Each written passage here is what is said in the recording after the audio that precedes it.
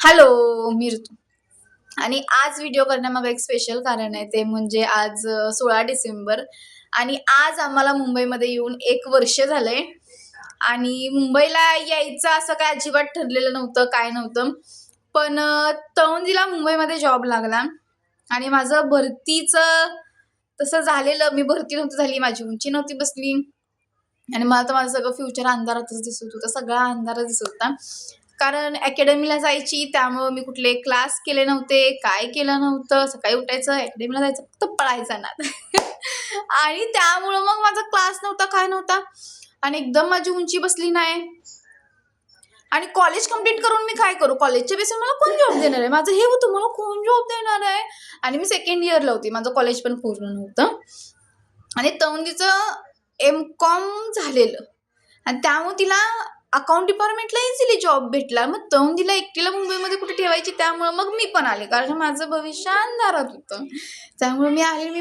आणि मी अशी म्हणायची, गौरी दीदीनं आम्हाला जॉब बघितला दोघींना पण, की गौरी दीदी मी काय करू, मला कोण जॉब देणार आहे? हे एकदम रडलेल्या आवाजात, मी काय, कोण मला ठेवणार आहे कामाला? तर गौरी दीदी म्हणले की येडी आहेस का तू, कशाला टेन्शन घेतात, मी बघते तुला जॉब. हा, अशीच आहे किरण माझी गौरी दीदी. मग तिनं बघितला फायनली जॉब. आणि आजच्या दिवशी म्हणजे 16 डिसेंबरला तवंदीचा पहिला दिवस होता, ऑफिसच्या जॉईनिंग डेट होती आणि माझा इंटरव्ह्यूचा पहिला दिवस होता. आणि फायनली लकीली देवाच्या कृपेनं माझं सिलेक्शन झालं. आणि मग त्याच्यानंतर ना मुंबईचा आमचा सफर चालू झाला. मुंबईला यायच्या आधीची जरा स्टोरी सांगते हा, की जॉब बघायला चालू वगैरे केलेलं. कारण की तवंदीचं पण कॉलेज कंप्लीट झालेलं आणि जॉबला आपण जॉब कुठं करणार होतो आधी, तर आपलं काय होतं ते सांग ना, आपली स्ट्रगल स्टोरी सांग. अरे खूप. आणि माझं असं होतं की मी कुठला पण जॉब करणार आणि कोणतं काम करायला मी लाजत नाही बाई. ज्या कामात मला पैसे मिळतात, काम काम आहे. ज्या कामात लक्ष्मी मिळते ते काम डोक्यावर माझ्या, ठीक आहे. आणि मुंबईला यायच्या आधी आमचं असं होतं की म्हणजे लय ठिकाणी आम्ही जॉब वगैरे बघितले, तवंदीसाठी पण आणि माझ्यासाठी पण, की जॉब कुठं काय करायचं असं. आणि फायनली मग आम्ही सगळ्या आमच्या मित्रांना कॉल करायचो की तुझ्या इथं जॉब आहे करे, तुझ्या इथं जॉब असेल तर तुझ्या इथं तर सगळ्यांना आम्ही कॉल करून झालेलं आहे. आणि जी व्हिडिओ बघतायत ज्यांना जॉब, जी आता माझ्या ठिकाणी त्यावेळी जी होती ना, ती एक खूप असं रिलेट करत असतील की त्यावेळी काय असं होती, जी पुण्या मुंबईला मित्र जॉब करतात त्यांना, की तुझ्या इथं बघणार वॅकन्सी आहे का.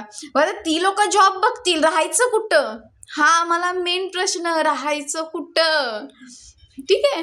त्याच्यानंतर न मग लकीली झालं, तवंदीचं सिलेक्शन झालं. आणि तवंदीमुळं खरं तर मी आली मुंबईमध्ये, कारण की तवंदी कुठं राहणार. आमचं असं होतं की आम्हाला कुठल्या पाहुण्यांच्यात राहायचं नाही. सो आम्ही मग गौरीनं रूम बिम बघितली आणि मग इथं आलो. मग तिथनं पुढं झाला आमचा मुंबईचा सफर चालू.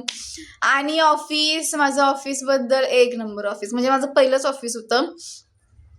ऑफिसचा माझा पहिला दिवस सांगते, मोठा व्हिडिओ होणार आहे पण उद्या ऐका. ऑफिसचा माझा पहिला दिवस, इंटरव्ह्यूला मी गेलेली, पण ते मला जास्त आठवत नाही कारण मी रिक्षानं गेलेली आणि रिक्षानं आलेली. त्यांना सांगितलं ते लोकेशन फक्त. आणि इंटरव्ह्यू नंतर ना जवळजवळ एका आठवड्याचा गॅप होता. त्यांनी मला एका आठवड्याने जॉईनिंगला बोलवलेलं. तर त्याच्यानंतर ना आणि बरं जायचं कुठं, मला समजेना जायचं कुठं.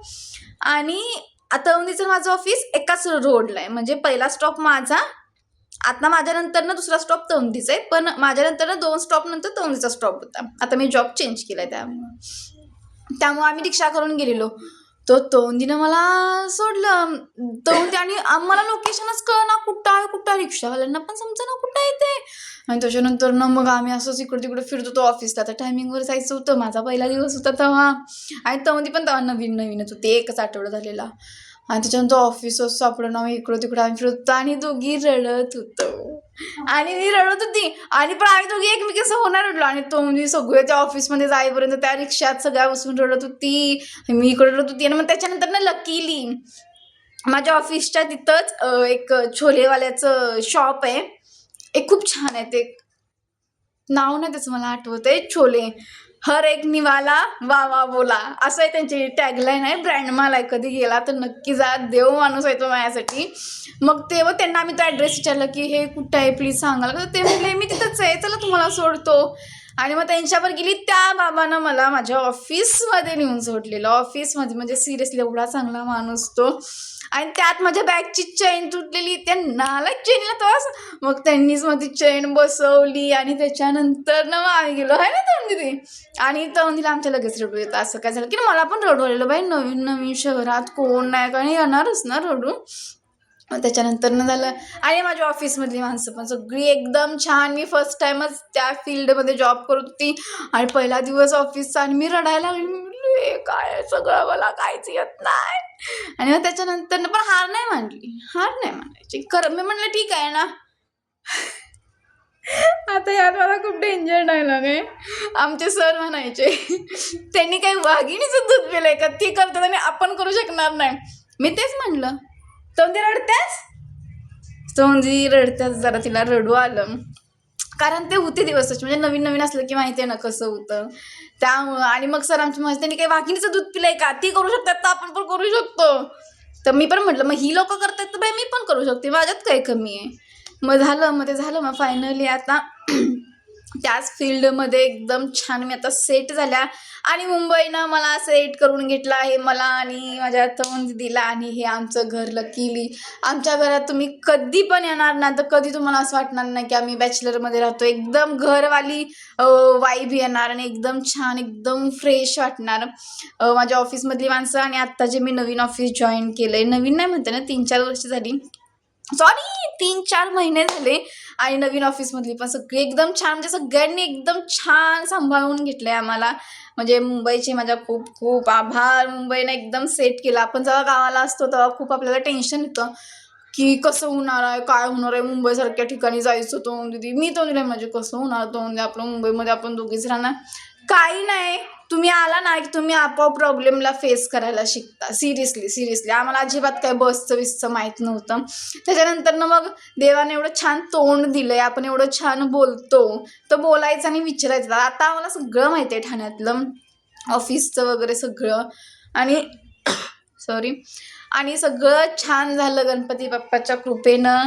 आणि आता आम्ही एकदम सेट आहे मुंबईमध्ये. आणि मुंबईनं बरंच काय काय दिलं आहे आम्हाला खूप म्हणजे मला तर माझा कॉन्फिडन्स दिला आहे. मला तर वाटलं पण नव्हतं की मला जॉब भेटेल म्हणजे कोणत्या फील्डमध्ये जॉब भेटणार मी काय करणार. मी अशी म्हणजे मी एकदम रडायची.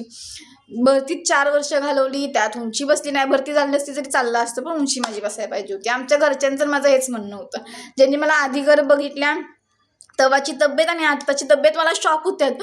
ऋतू काय करून घेतलंस तू. त्यांची रिॲक्शन अशी असते की त्याला भरतीमुळे ते झालेलं मी एकदम मन लावून केलं पण ती उंची नाही बसली सो जाऊ दे. पण मग त्याच्यानंतर ना मग आमचा हा सफर चालू झाला. आणि मुंबईनं एकदम छान आहे ना तो दीदी एकदम छान माणसं दिलीत. म्हणजे आता सांगायचं म्हटलं तर भर पावसात मला त्या एका मुलानं दाखवलेला रस्ता असेल कॉलेजच्या स्टँडपर्यंत त्यानं मला सोडलं तिथपर्यंत की तुम्ही इथून जावा ऑफिसला. मी म्हणलं हा ठीक आहे.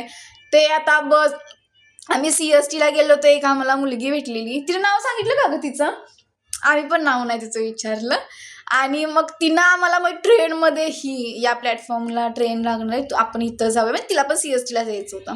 मग तिनं आम्हाला सोडलं. CSTमध्ये गेल्यानंतर ना तिनं आम्हाला टॅक्सीपर्यंत सोडलं हा की तुम्ही इथून जावा व्यवस्थित ठीक आहे. म्हणजे असं म्हणजे एकदम छान सगळी माणसं एकदम छान.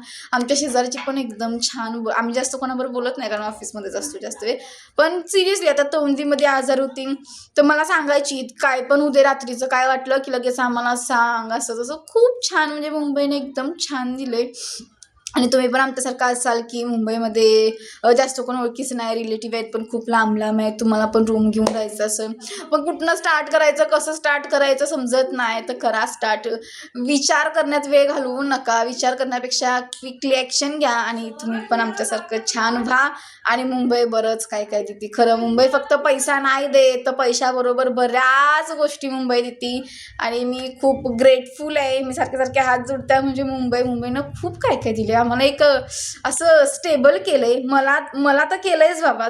तुला तवनीला पण केलंय. तवनी जरा तर रडत्या पण ठीक आहे. जुने दिवस असेच पाहिजे की त्या आठवून रडू आलं पाहिजे तरच आत्ताचे दिवस छान असतात.